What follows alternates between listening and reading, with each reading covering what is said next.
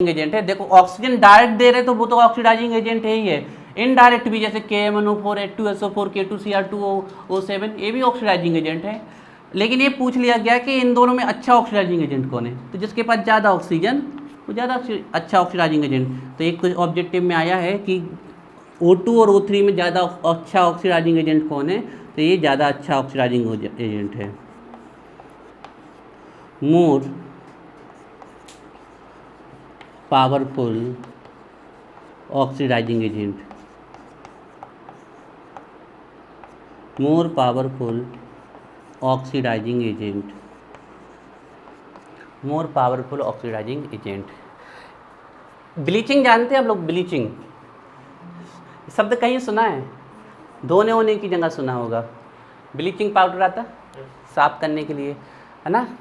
अब जैसे मान लो समुद्र से कोई रत्न लेके आए, आपके पल्स वगैरह लेके आए, उनमें गंदगी छपी है, तो ये उनकी इतनी आसानी से नहीं निकलते, वहाँ स्ट्रॉन्ग ब्लीचिंग एजेंट चाहिए। ब्लीचिंग का एक गलत जगह भी यूज होता है, एलिफेंट टीथ। एलिफेंट बहुत होता था पहले तस्करी, अब तो कम गई है। हाथियों के दांत, अब वही तो उनका वो है हथियार जिससे वो जंगल में सेफ रहते हैं। तो हाथियों के दांत काट लिए जाते थे पहले, बहुत महंगे बिकते थे, उनकी तस्करी होती थी। केरल साइड बहुत हुई है, तो बेचारे हाथियों की जान ले लेते थे ये लोग। देखो सेल्फ डेथ हो गया वो।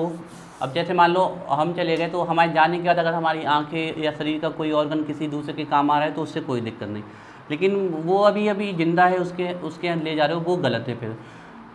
तो तस्करी होती थी, है ना। अब उसको छोड़ देते हैं हम। अब हमें कह रहे हैं कि एलिफेंट के टीथ जब सही तरीके से प्राप्त किए गए तो वो कौन मंजना करते हैं, अच्छे गंदे हो जाते हैं उनके। एलिफेंट टीथ इतना वाइट होता है कि आप देख लो तो आपकी आंखें चमक जाएंगी, इतना वाइट होता है। तो उसमें जो परत जम जाती है उसको ब्लीच करने के लिए किसका यूज किया जाता है, पूछा जाता है, ओजोन का।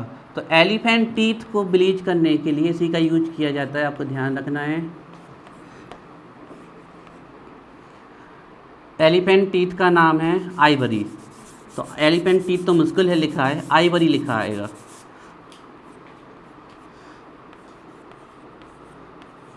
इसकी ब्लीचिंग की जाती है।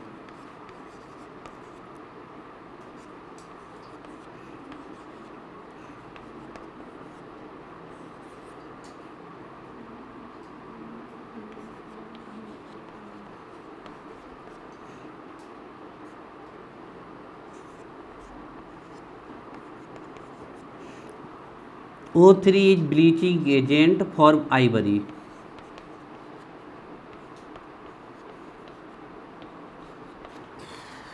तो जो ओजोन है वो बहुत सारे ब्लीचिंग एजेंट है। Chlorine is a very good bleaching agent, आपकी sulphur. O3 is bleaching agent for ivory. O3 आप अपने, अभी इसको हम बाद में लिखवाएंगे, अभी नॉलेज के लिए बस लिख लो कि आइवरी के लिए ब्लीचिंग एजेंट है। अब यहाँ से इतने सारे क्वेश्चन बन सकते हैं, पूछ सकते हैं। Which group called chalcogens, what is the general electronic configuration chalcogens, in chalcogens which element is metal, which is strong oxidising agent, O2 oxygen या डाई ऑक्सीजन और ओजोन, तो ओजोन है। बाय ग्रुप 16 कॉल्ड चैल्कोजेंस, तो आप सब कहना group elements of group 16 called chalcogen, that mean ore forming element. Most of the elements of this group form ore, like oxygen in form of oxide, sulfur in form of sulfide। इनको हम chapter में जब आएंगे ना तो और detail से पढ़ाएंगे। ये यहाँ पर O3 इज ब्लीचिंग एजेंट, जे ऑक्सीडाइजिंग एजेंट इसका था फॉर आइवरी। इसका जनरल इंट्रोडक्शन हमने आपको थोड़ा सा दिया। अब बात करेंगे हम ग्रुप 17 की।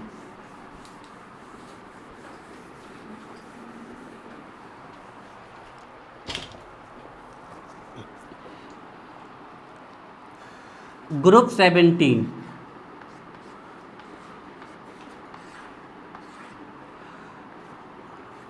फसल barite,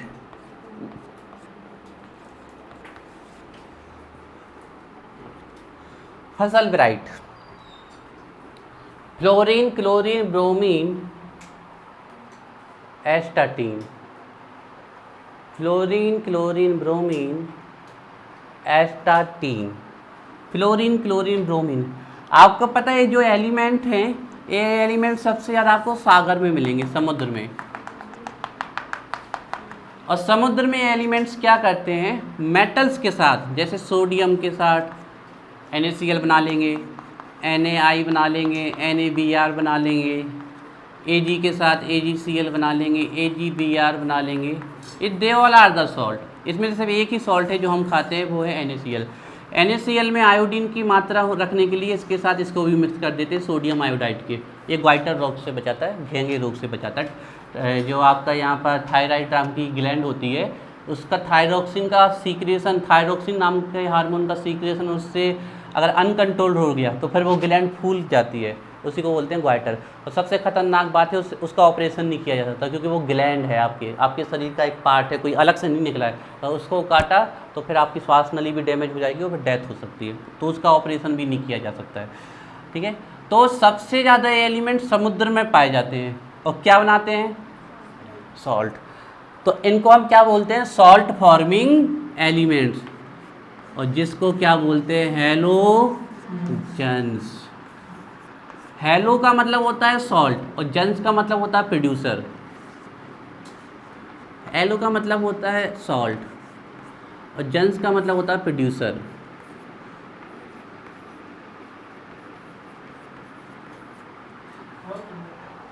salt producer, salt producer.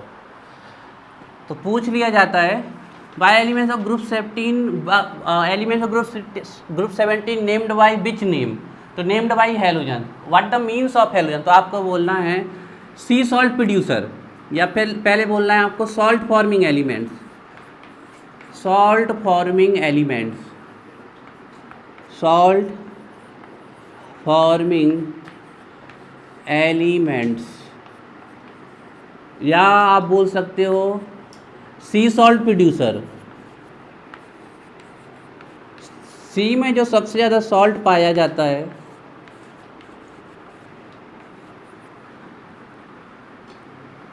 वो यही बनाते हैं, ये एलिमेंट्स बनाते हैं।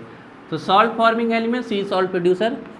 एक तो बहुत ही फेमस सॉल्ट है जिसको तो हर एक छोटा बच्चा भी जानता है, common salt, table salt, rock salt, NaCl। इसके अलावा जितने भी सॉल्ट है, AgCl, AgI, NaCl, NaI, ये सब समुद्र में पाए जाते हैं। AgBr कुछ भी ले सकते हो। तो आपसे पूछा जा सकता है by group 7 elements of group 17 called halogens. तो आपको सिंपल लिखना है elements of group 17 called halogen, that means sea salt producer और salt forming element. Most of the elements of this group form sea salt. इस group के बहुत सारे element हैं सी सॉल्ट। आपको ये लिख के आना है मैन ई, और आपके नंबर तैयार है जी। अब एक नेक्स्ट क्वेश्चन इससे पूछा जाता है, general electronic configuration of halogens, NH2 5। अच्छा, एक और इसकी ट्रिक होती है, अगर आपको ये पता है कि इनका जनरल इलेक्ट्रॉनिक कॉन्फ़िगरेशन में S आने वाला है, P आने वाला है। S तो हमेशा फुल रहेगा 2। अब जैसे जिस ग्रुप का है, जैसे ग्रुप 17 का है, तो यहाँ से 7 पकड़ लो, 7 में से 2 किस में चले गए, तो बचे कितने, 5। तो ऐसे भी आप इनको ट्रिक लगा सकते हो। जैसे इसका कोई पूछ ले ऑक्सीजन फैमिली का, तो S और ये P 6 उठा लो, इसमें तो 2 हमेशा ही जाएंगे, तो इसमें कितने 4। इस ट्रिक से भी इनके इलेक्ट्रॉनिक कॉन्फ़िगरेशन आप याद कर सकते हो, है ना। ऐसे भी आप इनको मतलब किसी ना किसी तरीके से आप निकाल सकते हो, ठीक है। तो NH2NP5 is the formula, is the general electronic configuration halogens. अब देखिए, सबसे पहले क्वेश्चन आया है इससे लास्ट ईयर जो टेस्ट हुआ था गवर्नमेंट का जो प्री बोर्ड हुआ था, हालांकि कंडक्ट नहीं हो पाया था, पेपर आ गया था, ठीक है ना। तो उसमें पूछा गया था कि सुपर हैलोजन किसे कहते हैं। तो ध्यान देखिएगा, fluorine is called super halogen.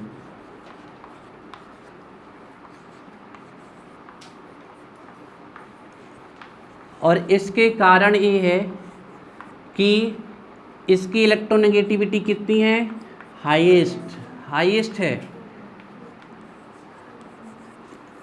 That is 4। इसकी इलेक्ट्रोनेगेटिविटी हाईएस्ट है, हाईएस्ट। दूसरा आपको पता है सबसे रिएक्टिव नॉन मेटल कौन है? सबसे ज़्यादा रिएक्टिव मेटल तो पता होगा जैसे आप लोगों को सीजियम। सबसे रिएक्टिव नॉन मेटल कौन है? Fluorine is the most reactive non metal. तो इसको सुपर हैलोजन कहने के लिए दो चीज़ें हैं, एक तो इलेक्ट्रोनेगेटिव है और ये मोस्ट रिएक्टिव नॉन मेटल है, most reactive non metal, most reactive non metal. ठीक है, जय पहलवानों का ग्रुप है भाई, ये सब ताकतवर एलिमेंट है इसमें। ये इलेक्ट्रॉन खींचने वाले एलिमेंट हैं, इनकी इलेक्ट्रोनेगेटिविटी बहुत ज़्यादा हाई है, सुपर हैलोजन। दूसरा क्वेश्चन ये पूछा गया है इससे कि ब्लीचिंग हैलोजन किसे कहते हैं? ध्यान रखिएगा, chlorine is a bleaching halogen. Moisture की प्रेजेंस में अगर आप किसी के ऊपर से क्लोरीन गैस को फ्लो कर दो तो वो उसका कलर उड़ा देगी, ब्लीचिंग हैलोजन। मान लीजिए पेपर बनाए गए, पेपर मटमैले बने हैं, उनको वाइट करना है, उनमें बहुत सारी गंदगी है, तो क्लोरीन से इसको ब्लीच कर सकते हैं, सल्फर डाइऑक्साइड से उनको ब्लीच कर सकते हैं। मान लीजिए कॉटन थ्रेड है, वो बहुत मटमैले हैं, गंदे, आप चाहते हो वो साफ हो जाए तो उनको इनकी मदद से ब्लीच कर सकते हैं आपके। तो ब्लीचिंग हैलोजन, इसको बोलते हैं ब्लीचिंग हैलोजन। आपको ध्यान रखना है, बिल्कुल पूछा जा सकता है। आपको पता है इलेक्ट्रोनेगेटिविटी तो सबसे हाईएस्ट फ्लोरीन की है, लेकिन इलेक्ट्रॉन एफिनिटी सबसे हाईएस्ट किसकी है? क्लोरीन की। इलेक्ट्रॉन एफिनिटी सबसे हाईएस्ट है, इलेक्ट्रॉन एफिनिटी सबसे हाईएस्ट है, मैक्सिमम है क्लोरीन की। अच्छा, इसकी इलेक्ट्रॉन एफिनिटी मैक्सिमम है तो इलेक्ट्रॉन गेन एंथैल्पी कैसी होगी? ये भी मैक्सिमम होगी, लेकिन किस फॉर्म में? ए पॉजिटिव होती है तो ये कैसी होती है? तो ध्यान ना, इसकी इलेक्ट्रॉन एफिनिटी भी मैक्सिमम है और इलेक्ट्रॉन गेन एंथैल्पी भी मैक्सिमम है। अब ये चीज़ें जिसको समझ में नहीं आई ना, तो पहली बात हमने समझाई भी नहीं तो समझ में कैसे आएगी? तो बेटिंग सिचुएशन में रहना है, बेटिंग करिए आप, हम हर एक चीज़ को डिटेल में एक्सप्लेन करेंगे। फैक्ट वाइज ध्यान रख लीजिए कि क्लोरीन की इलेक्ट्रॉन एफिनिटी मैक्सिमम, मतलब इलेक्ट्रॉन को अट्रैक्ट करने की टेंडेंसी इसकी, अलोन इलेक्ट्रॉन को, बॉन्ड में इलेक्ट्रॉन को तो सबसे ज़्यादा अट्रैक्ट करने की टेंडेंसी फ्लोरीन की है बॉन्डिंग फॉर्म में, और बॉन्डिंग फॉर्म में इलेक्ट्रॉन को अट्रैक्ट करने की जो टेंडेंसी होती है वो कहलाती है इलेक्ट्रोनेगेटिविटी, वो तो हाईएस्ट है। लेकिन अकेले एटम की इलेक्ट्रॉन को अट्रैक्ट करने की जो टेंडेंसी है वो कहलाती है इलेक्ट्रॉन एफिनिटी, और वो मैक्सिमम है क्लोरीन की। तो जिसकी इलेक्ट्रॉन एफिनिटी सबसे ज़्यादा होती है वो सबसे ज़्यादा रिलीज एनर्जी निकालता है। तो इसने इलेक्ट्रॉन गेन किया और एनर्जी निकाली, तो इसको बोलते हैं इलेक्ट्रॉन गेन एंथैल्पी। क्योंकि एनर्जी निकालता है तो साइन आता है नेगेटिव, तो इलेक्ट्रॉन को अट्रैक्ट करने की टेंडेंसी इसकी मैक्सिमम होती है अलोन, इसलिए इसकी इलेक्ट्रॉन गेन एंथैल्पी आती है नेगेटिव मैक्सिमम। आपको ये तो पता ही होगा कि फ्लोरीन क्लोरीन क्या है, गैसेस है ना।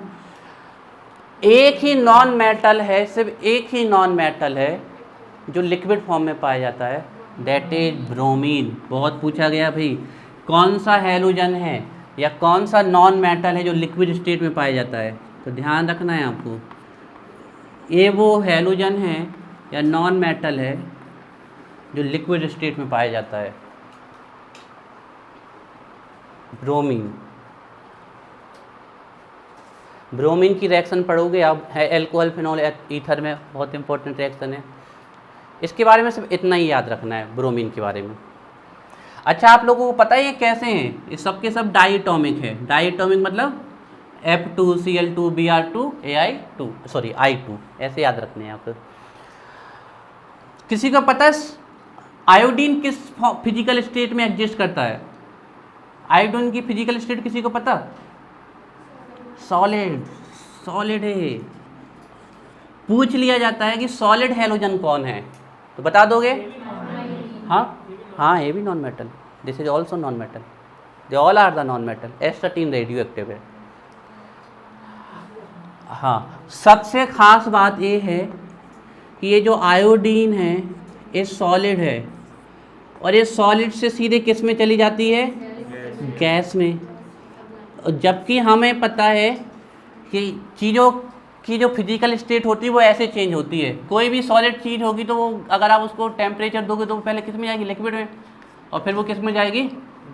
इसी प्रकार अगर आप उल्टा करोगे तो गैस को अगर आप ठंडा करोगे, कंडेंस करोगे, तो वो पहले लिक्विड बनाएगी और फिर आपकी और ज़्यादा फ्रीज होकर क्या बनाएगी, सॉलिड।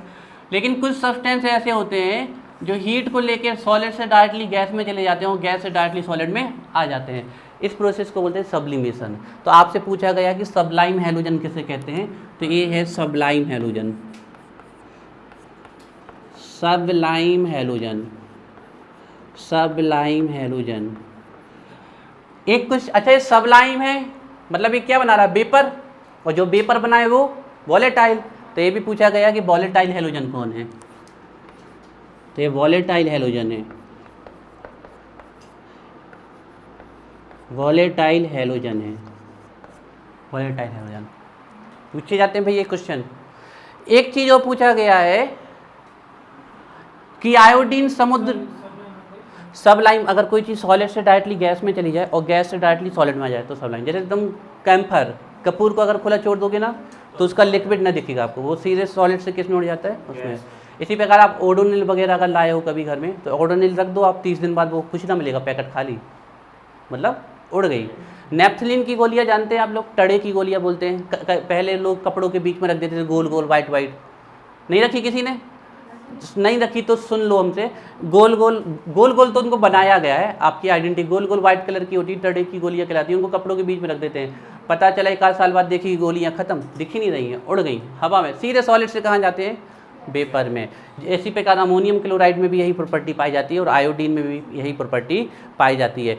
तो ये सबलाइम है, मतलब सॉलिड से सीधे गैस में चल जाता है, इसीलिए इसको वॉलेटाइल हैलोजन भी कहते हैं। पूछा है समुद्र में पाया जाता है, लेकिन समुद्र में सबसे ज़्यादा पाया जाता है समुद्री शैवालों में पाया जाता है। तो ये भी पूछा गया कि सी बीड, सी बीड में कौन सा हैलोजन पाया जाता है। सी बीड का मतलब है समुद्री शैवाल, तो सी बीड में सबसे ज़्यादा आयोडीन ही पाया जाता है, ये आपको ध्यान रखना है।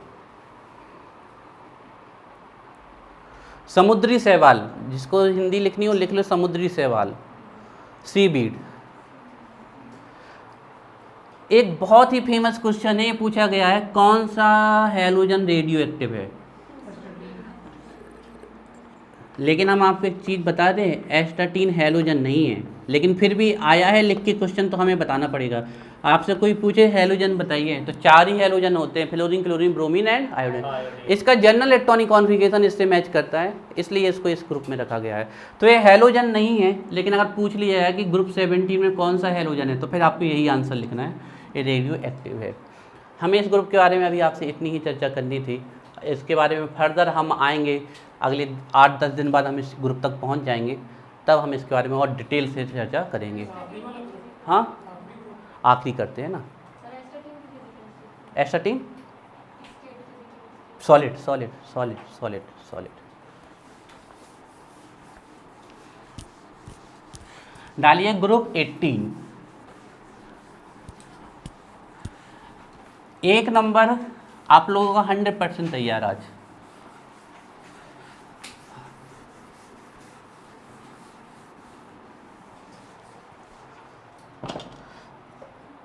ग्रुप 18,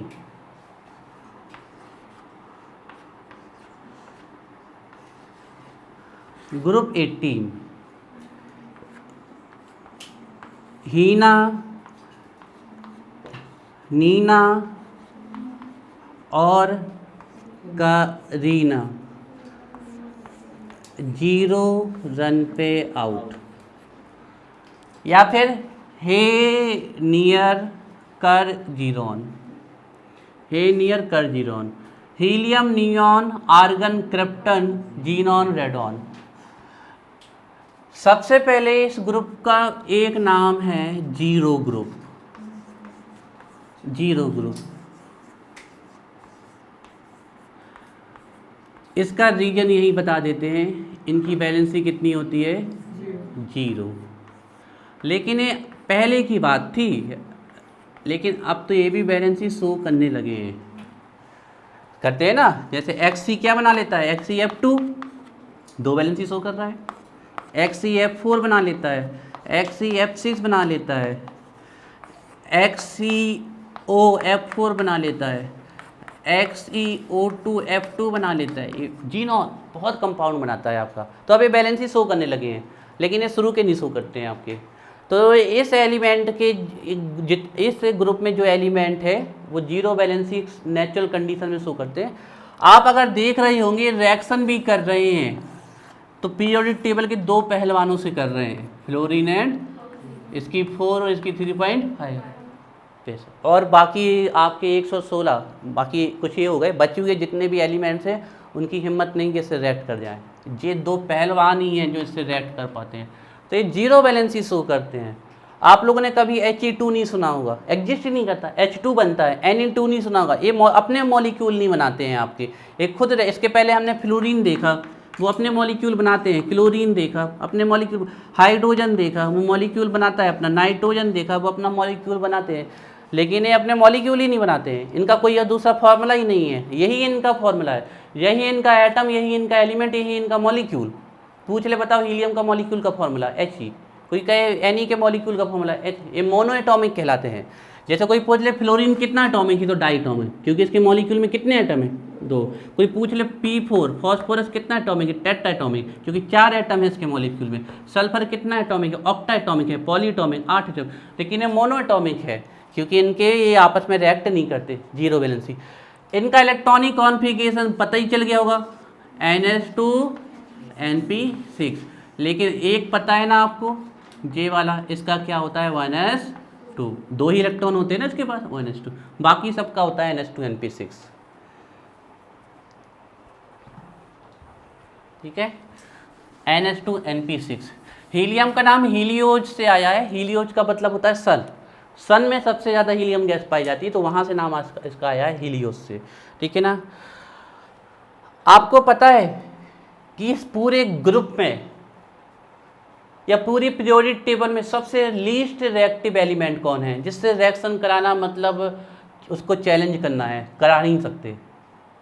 सबसे लीस्ट रिएक्टिव कौन है?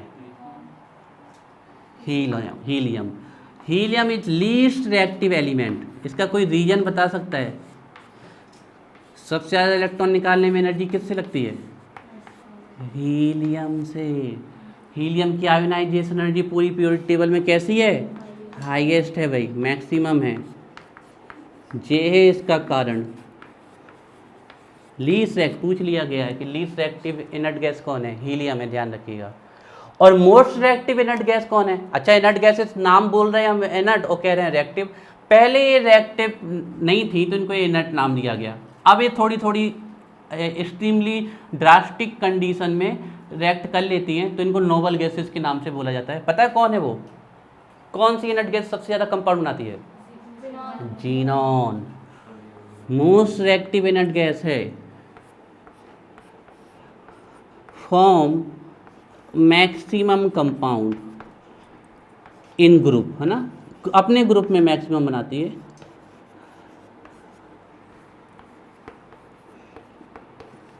In its group. तो आपके में पूछा गया है वो कौन सी इनर्ट गैसेस है जो सबसे ज़्यादा कंपाउंड बनाती है, तो आंसर क्या है? जीनॉन। और ये भी पूछा गया है कि जीनॉन किसके साथ कंपाउंड बनाती है?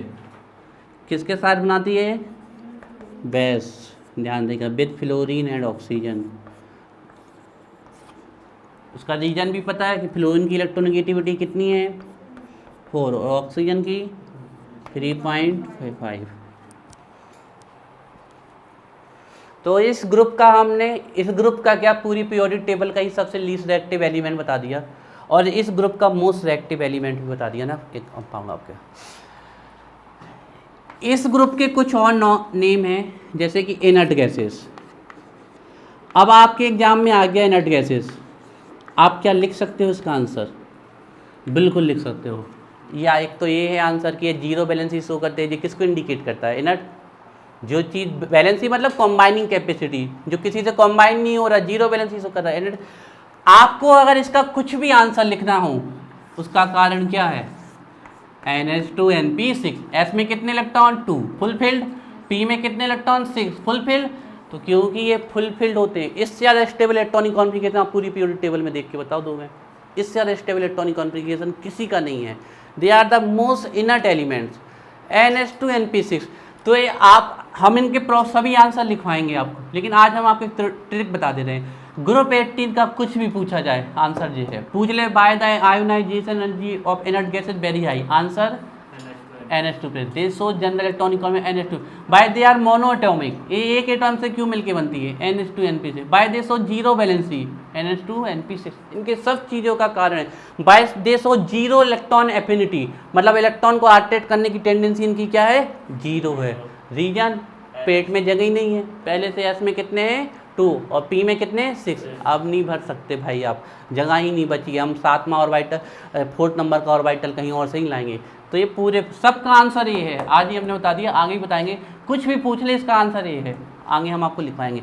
इनर्ट गैसेस जी इनका ओल्ड नाम है, अब इनका बहुत फेमस नाम है नोबल गैसेस। और नोबल कहने का इनका एक ही रीज़न है कि जैसे जो नोबल मेटल होते हैं, जैसे आपका गोल्ड सिल्वर एंड प्लेटिनम, ये किसी से रिएक्ट नहीं करते, लेकिन कुछ कंपाउंड बनाते हैं, सिर्फ कुछ, मतलब नोबल है, सबसे रिएक्ट नहीं करते। इसी प्रकार ये गैसें भी सबसे रिएक्ट नहीं करती, कुछ ही कंपाउंड बनाती है, वो भी आपके फ्लोइंग ऑक्सीजन, इनको नोबल गैसेस। इसके अलावा ये एयर में पाई जाती हैं, इसलिए इनको एरोजेंस भी कहते हैं। हालांकि इस नाम की आपको कोई ज़रूरत नहीं है, लिखें तो लिखें, ना लिखें ना लिखें, क्योंकि ये एयर में नाम मात्र की हैं, नाम मात्र की। क्यों, कैसे नाम मात्र की हैं? 78% तो क्या हो गई नाइट्रोजन, 21% तो क्या गई, यही हो गया आपका 99%। तो इसके बाद आपकी अभी CO2 भी बची, जो दिन भर मोटर व्हीकल से निकल रही है, आप भी छोड़ रहे हैं CO2, तो ये होगी, मान लो जो 0.1% बचा है, उस 0.1 में से 0.5% ये हो गई। उसके बाद और भी गैसेस हैं, SO2 है, NO2 है, NO3 है, सॉरी NO3 नहीं, N2O है आपकी, ठीक है, SO3 है, और दुनिया भर की गैसेस है। अब थोड़ा बहुत दशमलव बचा है, वो किसका है, तो ये बहुत रेयर है, इनको रेयर गैसेस भी कहा जाता है। जो इनके नेम हो, रेयर गैसेस, जो इनके नाम हो गए, रेयर गैस अब नहीं है इतनी नाम। इनमें से आपको पर सब नाम याद नहीं, ये वैसे याद रखें, noble gases, inert gases, zero group. इसमें से एक गैस ऐसी है जो बहुत ज़्यादा इल्यूमिनेशन, चमक उत्पन्न करती है, मतलब आसमान की ऊंचाई से किलोमीटर्स डिस्टेंस से भी उसकी लाइट को देखा जा सकता है। वो कौन सी गैस है? नियॉन। नियॉन पता है कहाँ यूज की जाती है? एरोप्लेन सिग्नल्स में, क्योंकि एरोप्लेन को पर्टिकुलर वो ऊपर से वो जो कहते हैं ना, पूरा कम्युनिकेशन के बेस पे चलता है, उनको उतना वो दिखता नहीं है नीचे का, ध्यान रखें। अगर एरोप्लेन के नीचे कोई है तो ऊपर से कोई दिखता नहीं है, चली जाएगी। तो पूरा कम्युनिकेशन के बेस, तो पर्टिकुलर खड़े होते हैं, एक इस साइड पे एक इस साइड पे, ये है प्लेटफॉर्म, यहाँ आपको आना है। और सबसे ज़्यादा दिक्कत आती है जब फॉग क्रिएट होता है इन विंटर्स। विंटर्स के दिनों में जब फॉग होता है, कोहरा होता है, तब तो कोई और एक येलो लाइट और होती है जो फॉग में काम कर जाती है, लेकिन येलो लाइट की भी एक डिस्टेंस है 10, 20, 50 मीटर, ज़्यादा इससे ज़्यादा नहीं होगी। वो फॉग के प्रति उसकी टेंडेंसी होती है, हीट प्रोड्यूस करती है, तो फॉग हटा देती है वो येलो लाइट। लेकिन इनको तो किलोमीटर्स ऊंचाई से देखना है, तो वहाँ पर एक बहुत ही इल्यूमिनेट गैस चाहिए जो बहुत चमक उत्पन्न करे, वो है नियॉन। तो पूछ लिया जाता है कि एरोप्लेन सिग्नल में किसको यूज किया जाता है, तो ध्यान रखिएगा, नियॉन। एरोप्लेन सिग्नल्स में इसी का यूज किया जाता है।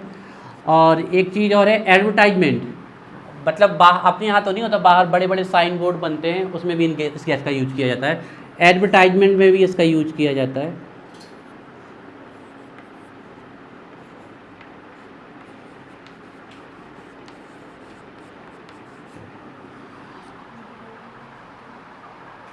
अच्छा, जो पहले बल्ब आते थे, अब तो एलईडी, पहले CFL आए, अब तो एलईडी आ चुकी है आपकी। पहले बल्ब आते थे जो पीले पीले जलते थे, उनमें टंगस्टन का फिलामेंट रखा होता था। टंगस्टन का फिलामेंट इसलिए रहते थे, उसका मेल्टिंग पॉइंट बहुत ज़्यादा होता है, 20 मतलब वेरी करता है, लेकिन अराउंड 2800 डिग्री सेल्सियस उसका मेल्टिंग पॉइंट होता है, तो बहुत ज़्यादा होता है। लेकिन वो टंगस्टन का फिलामेंट इतना मतलब आपका वो रहता है बिल्कुल पतला, और वो मेटल है, तो वो मेटल रिएक्ट कर सकता है, और रिएक्ट किया तो वो ख़राब हो जाएगा। तो उसके अंदर, बल्ब के अंदर एटमॉस्फेयर को इनर्ट करना पड़ता है। ये बल्ब होता था आपका, जो आपका ये बल्ब होता था, यहाँ पर आपके जो टंगस्टन का फिलामेंट लगा होता था। हाँ बेटा,